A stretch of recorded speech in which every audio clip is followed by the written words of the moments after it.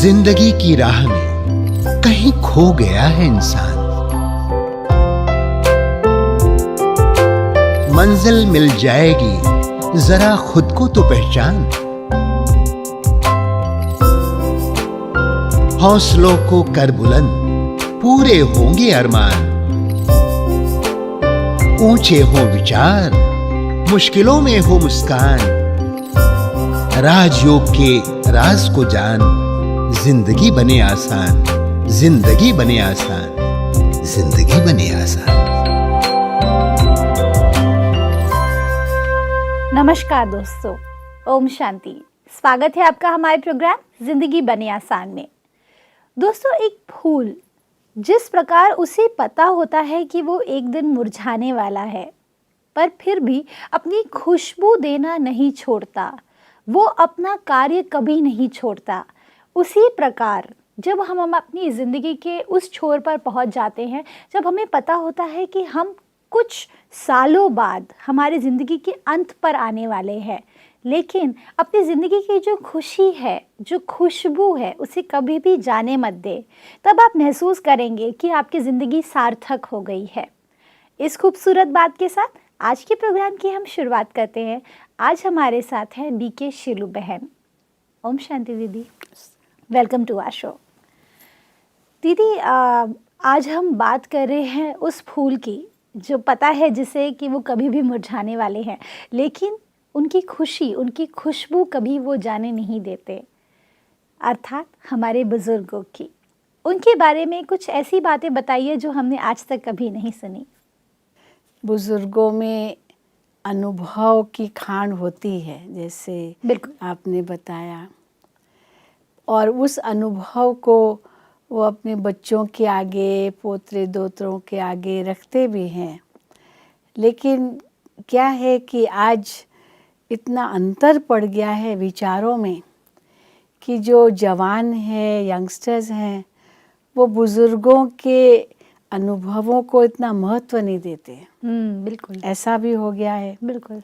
मैं उस दिन एक बड़ा विचित्र फोटो देख रही थी कि दादाजी जो हैं वो पुराना टाइपराइटर चला रहे हैं। टाइपराइटर बिल्कुल होते, ठक ठक ठक ठक आवाज़ कर रहे हैं, और उनका जो बेटा है वो लैपटॉप लेकर के चला रहा है, कंप्यूटर लैपटॉप पर, और जो उनका बच्चा है वो मोबाइल पर सब कुछ देख रहा है। यानी कहाँ वो बुजुर्ग टाइपराइटर पर, कहाँ उनका बेटा लैपटॉप पर, और कहाँ उसका पोतरा मोबाइल में सब कुछ देख रहा है, फिल्म भी देख रहा है, बात भी कर रहा है, और ईमेल भी चेक कर रहा है, सब उस छोटे से वो स्मार्टफोन मोबाइल में। तो देखिए कितना ज़माना बदल गया है। और छोटे समझते हैं कि बड़ों को तो कुछ आता नहीं है, हमारे ज़माने की बातें हैं, ये बड़े क्या जाने, ये तो पुराने ज़माने की है। करेक्ट। तो मुझे याद आया कि एक और मैंने कार्टून कहीं पढ़ा, बहुत सुंदर था, कि एक बूढ़ा व्यक्ति बैठा है बगीचे में बेंच पर, और एक जवान लड़का उनके पास जाकर के कहता है कि आप लोगों को क्या मालूम, देखो अभी तो हमारे ज़माने में ये है वो है, बहुत सारे साइंस के अलग अलग गैजेट्स है, कितना सब कुछ सहज हो रहा है, कितना आज संसार इतना बदल गया है, आप लोग तो बूढ़े हो गए, आप लोगों को कुछ पता नहीं है हमारे संसार का। तो वो बूढ़ा व्यक्ति उसको कहता है, बेटा हाँ, ये बनाया तो हम लोगों ने ही। क्या बात है। यही तो बात है ना, यही राज को आज की जनरेशन भूल चुकी है। जब मैं बात करूं एक खूबसूरत रिश्ते की जो बन सकती है एक पोते और अपने दादाजी के बीच में, वो इसीलिए नहीं बन पाती है क्योंकि हम उस चीज़ को भूल जाते हैं कि आखिर हमारा जो ये जनरेशन है, उसे बनाने वाले भी तो हमारे दादाजी ही हैं। जी बिल्कुल बिल्कुल, उन्होंने ही तो ये सब कुछ बनाया है, और वो हमारे लिए बनाया है। इसलिए वो दादाजी उस युवक को शिक्षा देता है, हम लोगों ने बनाया और उसका आप उस सुख ले रहे हो, पर क्या आपने ये सोचा है कि आप अपने बच्चों के लिए क्या कर रहे हो? हमने तो सोच के बनाया, इसलिए आप उसका सुख पा रहे हो, पर आप क्या कर रहे हो अपने बच्चों के लिए? ये तो आप हमने उनको सोचा ही क्या नहीं। दोगे?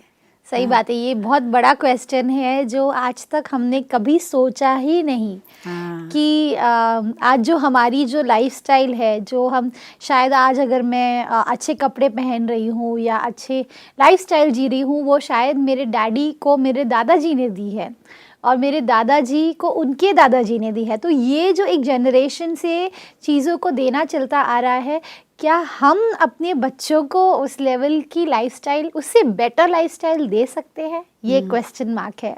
बहुत बड़ा क्वेश्चन मार्क है, क्योंकि सचमुच देखा जा रहा है कि हम अपने बच्चों को क्या दे पा रहे हैं? कुछ भी नहीं दे पा रहे हैं, और ही सब कुछ नष्ट ही होता जा रहा है, और ही नष्ट होता जा रहा है। और ये एक प्रश्न भी खड़ा है और साथ साथ एक चिंता भी है कि हम अपने बच्चों को क्या दे रहे हैं। करेक्ट। जो हमारे बुजुर्गों ने हमको दिया, हम आज उस स्थान पर खड़े हैं कि जहाँ हमारे पास सब कुछ है, हम अपने बच्चों के लिए क्या कर रहे हैं। करेक्ट। इसलिए वो तो कभी हमने सोचा नहीं, और हम उसका ही सोच रहे हैं कि हमने ये बहुत पाया, हमने बहुत पाया, इन्होंने क्या किया। पर इन्हों के ही त्याग तपस्या के कारण ही तो हम लोगों को ये सब मिला है। करेक्ट। और हमारा जितना त्याग तपस्या होगी, उतना हम अपने बच्चों को दे पाएंगे। बिल्कुल दीदी। नहीं तो हम इस संसार को ही नष्ट करने में लगे हुए हैं। संसार को नष्ट करने में लगे हुए हैं, क्योंकि सब कुछ रिसोर्सेज ख़त्म होती जा रही है, सब कुछ नष्ट होता जा रहा है। हम अपने ही मौज मस्ती का ही लाभ लेना चाहते हैं, या उसी में ही रमण करना चाहते हैं, उसी को ही सब कुछ समझ बैठे हैं। भविष्य का तो कोई सोच ही नहीं है। करेक्ट। पर हमारे बुजुर्गों ने भविष्य का सोचा, तभी तो हम उसका इतना सुख ले पा रहे हैं। ट्रू। सही बात है दीदी। जब हम बात करते हैं हमारे बुज़ुर्गों की, ये आपने बहुत खूबसूरत बात कही कि हमें उनको उनकी एक्सपीरियंस को इम्पोर्टेंस देना चाहिए। साथ ही साथ जब वो कुछ कहते हैं तो हमें उनकी बातों को ध्यान से सुनना चाहिए, क्योंकि शायद उनके एक्सपीरियंसेस हमारी लाइफ को बहुत ज़्यादा इम्पोर्टेंस दे सकते हैं। साथ ही साथ आपने एक और बहुत अच्छी बात कही कि जब हम बात करते हैं हमारे बुज़ुर्गों की, उनके अंदर में एक और बहुत खूबसूरत गुण होता है कि वो क्रिएट करते हैं। उन्होंने क्रिएट किया है, तभी आज हम उसका फल खा रहे हैं। हम ये ना समझे, हम उस नशे में ना रहे कि हमने जो किया वो आपने नहीं किया। रियलिटी तो ये है कि उन्होंने कुछ चीज़ों का त्याग किया, तब हम आज ये कर पाए हैं जो आज हम बन पाए हैं। बिल्कुल ठीक दीदी। तो हमारा त्याग क्या है, हम ये पूछिए अपने आप से, हम क्या दे रहे हैं अपने बच्चों को। तो ये तो एक हम सवाल है सोच ही जिसे नहीं हमने रहे हैं। आज पूरी सोसाइटी को उठाया है। दीदी, अब मेरे दिमाग में एक बात आई, कई बार ऐसा देखा गया है ज़्यादातर बुज़ुर्गों के अंदर में कि वो एक तरीके से थोड़े से जटिल होते हैं। मतलब उनके अंदर में एक स्टबननेस बहुत ज़्यादा आ जाता है। क्या ये एक्सपीरियंस की वजह से हो रहा है, या बुरे एक्सपीरियंसेस लाइफ के हैं उसके वजह से हो रहा है, या वो ऐसे मटके बन चुके हैं जो छलक जाएगा अगर उसमें कुछ और डालेंगे? एग्जैक्टली क्या प्रॉब्लम है? इसमें कई बातें हैं। एक तो उनके अंदर जो बुरे एक्सपीरियंसेस है, वो कभी कभी झलकते हैं। जैसे कहा जाता है ना, दूध का जला हुआ फूक फूक के छाछ पीते। को भी फूक फूक के पीता है। बिल्कुल। तो इसलिए जो दूध का वो एक बार जल चुका है, तो उसको लगेगा हर सफ़ेद चीज़ वो दूध ही है जो हमको जलाएगी। तो इसलिए जो इतने अनुभवी हैं, इसीलिए हर वक्त ये डर भी लगता है कि पता नहीं ये करेंगे नहीं करेंगे, क्योंकि पहले का अनुभव है। ये भी एक बहुत बड़ी बात है। लेकिन फिर साथ साथ अगर वो अनुभवों से हम सीखते जाते, बदलते जाते हैं, तो फिर हम अपने आप को बहुत फ़ायदा दे सकते हैं। क्या है, अगर हम नहीं बदलते ना, हम कठोर हो जाते हैं, कड़क हो जाते हैं, रिजिड हो जाते हैं, तो फिर बुढ़ापे में संस्कार बदलना बड़ा मुश्किल है। एक व्यक्ति जिसके अंदर बहुत गुस्सा है, बचपन से ही गुस्सा है, स्टबननेस है, ये अब वो उसने अपने अंदर में कोई परिवर्तन लाया नहीं। करेक्ट। तो लाया नहीं तो परिणाम स्वरूप वो स्टबर्ननेस, वो ढीठपना, वो गुस्सा, वो उनका कोई कम नहीं होगा जैसे बुजुर्ग होगा, बिल्कुल। क्योंकि वो संस्कार और ही स्ट्रांग होते जाते हैं। करेक्ट। और जैसे वो बुढ़ापा आता है तो वो तो एकदम रिजिड हो गया, बदल नहीं सकेगा। बुढ़ापे में बदलना बड़ा मुश्किल है। करेक्ट। अगर बचपन में कोई बदलता है तो बड़े होने के बाद उसके अंदर वो मोल्ड हुआ है, उसका प्रभाव पड़ता है, उसकी वो प्राप्ति होती है। करेक्ट। लेकिन अगर उसने अपने जीवन में परिवर्तन नहीं लाया तो बुढ़ापे में बदलना मुश्किल है। जैसे हम कहते हैं कि एक पतला सा धागा है, उसको तोड़ना सहज है, पर एक मोटा रस्सा बन जाए तो तो मुश्किल उसको तोड़ना कितना मुश्किल है। है। बिल्कुल दीदी। एक लकड़ी है पतली सी, उसको तोड़ना सहज है, पर पूरा बंडल हो जाए लकड़ियों का और एकदम, और उसको कैसे हम बैठ के तोड़ सकते हैं। जी। तो धीरे धीरे जो संस्कार हमारे बनते जाते हैं वो मोटे रस्से की तरह बनते जाते हैं। फिर आप बुढ़ापे में कोई कहे कि ये बूढ़ा गुस्सा करता है, ये बूढ़ा चिड़चिड़ा है, ये बूढ़ा ऐसे, क्योंकि उस व्यक्ति ने अपने जीवन में इन बातों पर सोचा नहीं। अब बुढ़ापे में उसका बदलना बड़ा मुश्किल है। करेक्ट। इसीलिए हम लोग यही कहते हैं कि अगर संस्कार बदलने तो ये छोटी आयु में ही बदलनी चाहिए। ये भी बहुत ज़रूरी है, ये बहुत ज़रूरी है, क्योंकि बड़े होकर के बदलना बड़ा मुश्किल है। कई समझते हैं हाँ बड़ा होगा, अनुभवी होगा तो धीरे धीरे समझ जाएगा, बदल जाएगा, लेकिन नहीं। हमने देखा है कि जो बचपन में जो हमने बातें सीखी ना, वो बुढ़ापे में भी याद रहती है। वाओ। बुढ़ापे में याद रहती है। एक जैसे शिवाजी की का मिसाल आता है, कईयों के ऐसे मिसाल है जो बचपन में उन्होंने माँ बाप से सीखा, वो बड़ी आयु तक भी भूलते नहीं हैं। बाद में जिन्होंने सिखाया वो तो भूल जाएंगे, लेकिन बचपन में जो सीखा वो नहीं भूलते।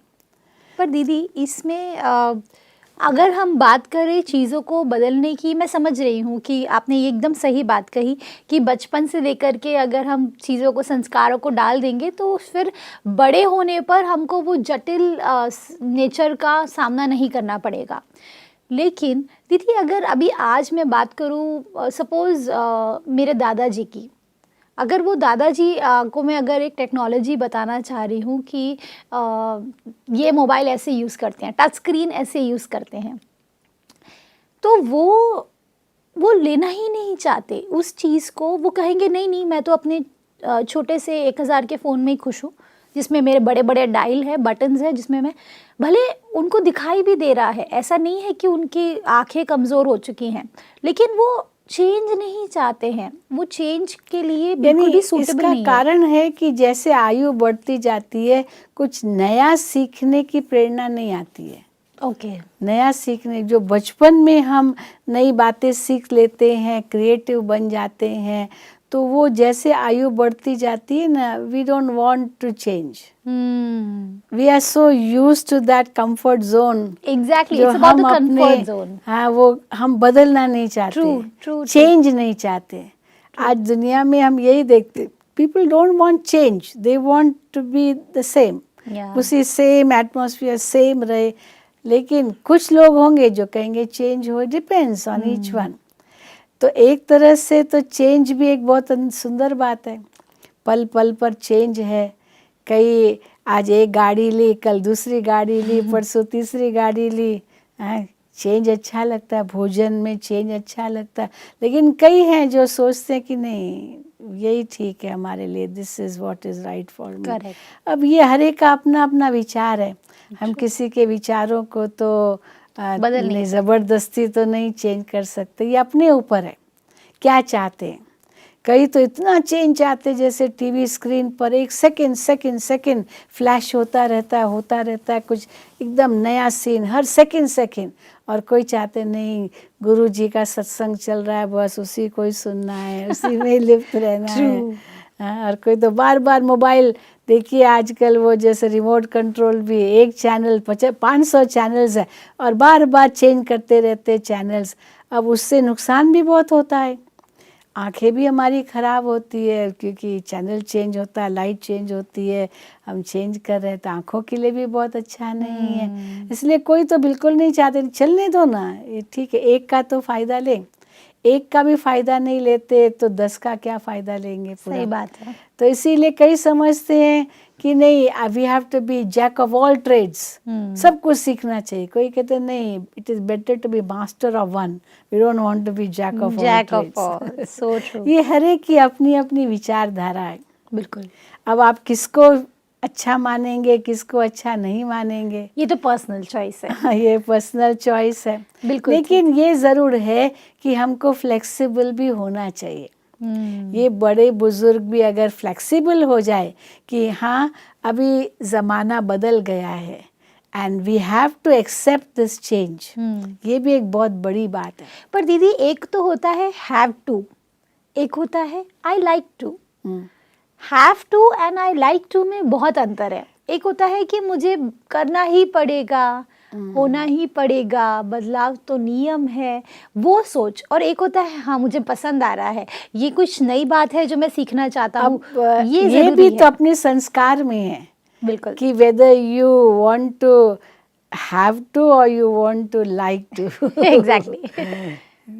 You have to become creative for that. Yes. Oh, I would love to know more about this. I would Yeah. like to know about it. तो इसमें फ्लेक्सिबिलिटी चाहिए। हाँ, फ्लेक्सिबिलिटी, एक्चुअली आपने सही कहा। वो जो एक शब्द जिसमें हम इसको डिस्क्राइब कर पाए वो है फ्लेक्सिबिलिटी। अगर हमारे अंदर वो फ्लेक्सिबिलिटी आएगी तो हम जिंदगी को सही तरह से मोड़ सकते हैं। पर फ्लेक्सिबिलिटी कब आएगी? जब पहले एक्सेप्टेंस हो कि this change is a must, this is the way of life, change. Okay, तो उसमें एक्सेप्टेंस पहले चाहिए। अगर एक्सेप्टेंस ही नहीं होगा तो फ्लेक्सिबिलिटी भी नहीं कोई आएगी। चांस ही नहीं है फिर तो। क्योंकि पहले एक्सेप्ट करो, फिर उसके बाद टॉलरेट करो, उसको टॉलरेट भी करना होगा।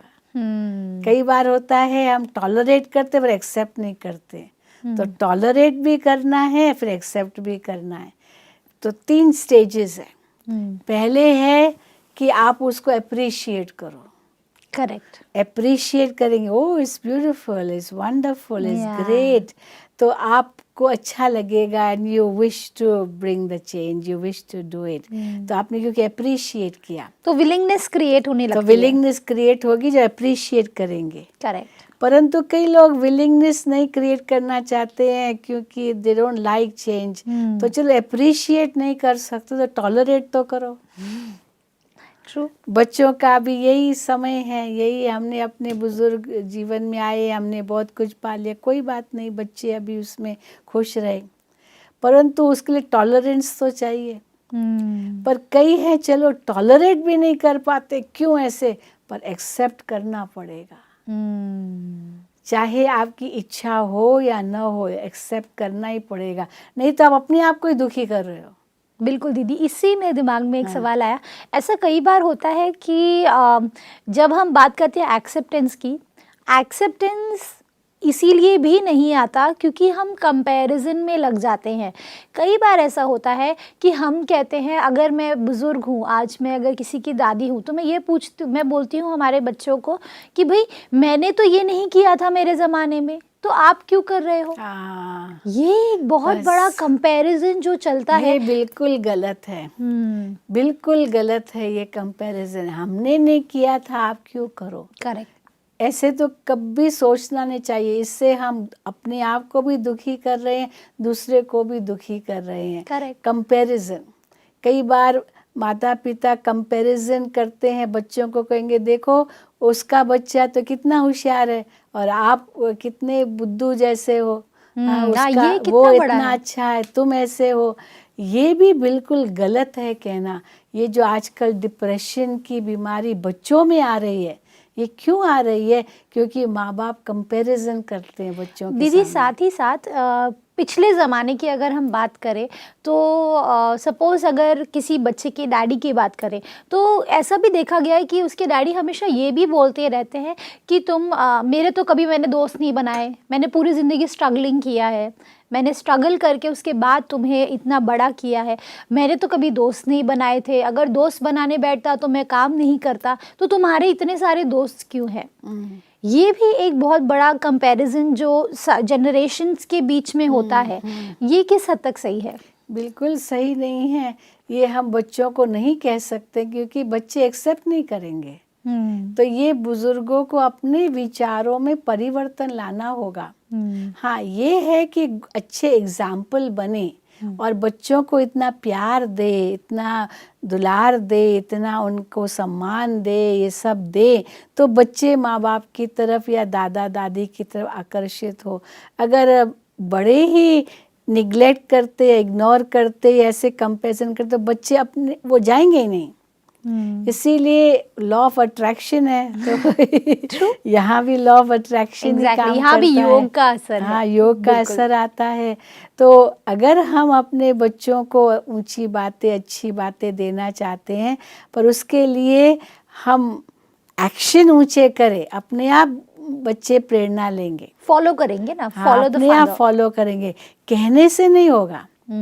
हम कहेंगे देखो हम ये करते थे, तुम क्यों नहीं करते, वो कहेंगे तुम्हारा ज़माना कुछ और था, हमारा ज़माना कुछ और है। True. तो हम और तुम इस प्रकार की भेंट नहीं करना है। उनको इतना प्यार दो, इतना उनको रिस्पेक्ट दो, तो अपने आप आपको रिस्पेक्ट देंगे। करेक्ट। ये बहुत ज़रूरी है। आजकल देखिए बच्चे भी रिस्पेक्ट चाहते हैं। ये बात पहले ज़माने में होता था कि बच्चों को कहते थे बच्चों को प्यार दो, बड़ों को रिस्पेक्ट दो। लेकिन आजकल बच्चों को रिस्पेक्ट दो, बड़ों को प्यार दो। सच में क्योंकि बड़े कितनी प्यार बड़ी irony मांगते है ये, हैं सच और में। बच्चे रिस्पेक्ट मांगते हैं। So true. आजकल बच्चों को ये भी नहीं कह सकते हैं कि बेटा ऐसे मत करो या बेटा ये करो। उनको नहीं करना है, साफ बोल देंगे मैं नहीं करूँगा। ज़बरदस्ती नहीं करा सकते हैं। तो भाषा बड़ों को बदलनी होगी। बच्चों को ये नहीं कहना है कि ये करो, बच्चों से पूछना होगा बेटा ये करोगे? बेटा कहेगा नहीं करना है, ठीक है तुम्हारी इच्छा। सही बात है। तो इसीलिए ये करो, ये हम ऑर्डर बच्चों को कर ही नहीं सकते। पर दीदी, इसीलिए हम लोग यही कहते हैं कि आप अपने को बदल सकते हो, दूसरे को नहीं बदल सकते हो। ट्रू। दूसरे को बस एक्सेप्ट करना है, टॉलरेट करना है और गुड विशेस देनी है, शुभकामना देनी है और बड़ा दिल रखना है। क्या है, बड़ा दिल नहीं रखते ना, जैसे हम बहुत ही सिकुड़ जाते अपने विचारों में, अपने आप में, तो वो बच्चों को पसंद नहीं है। आजकल बड़ा दिल रखना पड़ता है। बच्चे कहेंगे हम यही खाएंगे, अच्छा खिलाओ। बच्चे कहेंगे हम यही पहनेंगे, अच्छा भाई पहनो। हम नहीं पहनते थे, आप ये क्यों पहन रहे हो? ये कंपैरिजन किया तो बच्चे तो नाराज़ हो जाएंगे। ट्रू। लेकिन हम अपने सिंप्लिसिटी में रहें तो बड़े छोटे हमसे सीख सकते। लेकिन ये भी नहीं है कि हम खाली उनको टोकते रहें तो वो बच्चे बदल जाएंगे, ऐसी बात नहीं है। बस ये बड़ों को समझना होगा और नई जनरेशन के साथ उस प्रकार से व्यवहार करना होगा। जी दीदी, अब इमोशनल पॉइंट ऑफ व्यू से तो हमने बहुत एक्सप्लोर किया बुजुर्ग बुढ़ापे को। अब मैं थोड़ा सा हेल्थ पॉइंट ऑफ व्यू से जानना चाहती हूँ। लाफिंग थेरेपी जो एक है, आजकल बहुत ज़्यादा लाफिंग क्लब्स क्रिएट किए गए हैं जिसमें वो जाते हैं और दिल खोल के हंसते हैं। जो हमारे बुजुर्ग हैं, ये किस हद तक अच्छा है? ठीक है, उनके लिए वो अच्छी बात है। कईयों को ये बात पसंद आती है पर कईयों को नहीं भी आती है, क्योंकि इतना ज़ोर ज़ोर से हंसते हैं तो दूसरे लोग कहते हैं ये क्या इतना आवाज़ कर रहे हैं, इतना ज़ोर ज़ोर से हंसने की क्या ज़रूरत है, ये तो आर्टिफिशियल है। कोई उसको आर्टिफिशियल रूप में लेते हैं, कोई समझते कि नहीं इससे हमारे फेफड़े खुलते हैं, ऑक्सीजन मिलता है, हमारे दिमाग की कसरत होती है, हमारे अंगों की कसरत होती है, ये हमारा तरीका है। तो हम उसमें मना भी नहीं करते हैं, हम कहते हैं ये अपना अपना तरीका है हर एक का। Let everyone enjoy what he likes. Correct. So if his liking is there, it's good. If some don't like it, इसलिए उसकी बात अपनी Personal है। choice है। ये पर्सनल चॉइस है, इसलिए हम इसमें कुछ भी बीच में नहीं आते। बाकी हम अवश्य अपने लिए यही कहेंगे कि जोर जोर से हंसना भी, ये भी आर्टिफिशियल है। हम लोग जब मेडिटेशन करते हैं तो अंतर में इतनी जो खुशी मिलती है, इतनी शक्ति मिलती है, इतना परमात्मा का प्यार मिलता है, इतना अंतर में आनंद मिलता है, तो चेहरा अपने आप प्रसन्न हो जाता है, प्रफुल्लित हो जाता है। हमें आर्टिफिशियली भी स्माइल करने की ज़रूरत नहीं है, नेचुरल स्माइल हो जाता है। आर्टिफिशियली हंसने की भी ज़रूरत नहीं होती है, वो नेचुरल स्माइल वो देवताओं की स्माइल है। करेक्ट। ये तो आर्टिफिशियल हो जाएगा। तो आर्टिफिशियलिटी कईयों को पसंद नहीं है, इसीलिए कईयों को पसंद है। ठीक है, आपकी मर्जी। दीदी, ये एक तरीके से अगर दिल खोल के, अगर दिल से हंस रहे हैं, आपको अगर किसी बात पे सच में हंसी आ गई तो फिर तो वो अच्छी चीज है। वो अच्छी चीज़ है, बिल्कुल। हाँ, बाकी आर्टिफिशियल हाँ जोर से बैठ के हंसो तो लोग कहेंगे तो जैसे पागल है। जी। अभी ये देखिए आपने कितना प्यार से आप हंसे, नेचुरल हंसी थी जी। हमारी नेचुरल हंसी थी। ये अच्छी बात है जी। पर जानबूझ करके जोर जोर से हंसना, लक्ष्य है कि ऑक्सीजन अंदर लेना है, करेक्ट। लक्ष्य है कि फेफड़े खोलना है। चलो ये भी एक थेरेपी है, बिल्कुल। इसलिए हम इसको मना भी नहीं करते हैं, परंतु अगर नेचुरल हो तो वो तो बहुत अच्छी बात है। सोने पे सुहागा। हाँ, सोने पे सुहागा हो जाएगा। बिल्कुल ठीक कहा दीदी आपने। बुजुर्ग जो है वो हमारे पूरी की पूरी सोसाइटी के धरोहर है। उनके अंदर में इतनी विशाल सोच है उनके अंदर में कि अगर वो उस चीज़ को रियलाइज़ कर ले तो वो कभी भी अपने आप को दूसरे से कम नहीं महसूस करेंगे।